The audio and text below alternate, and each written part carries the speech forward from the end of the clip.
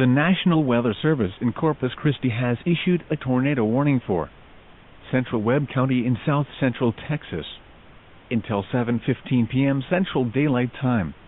At 6:33 p.m. Central Daylight Time, a severe thunderstorm capable of producing a tornado was located over Callaghan, or 11 miles south of Encinal, moving south at 15 miles per hour.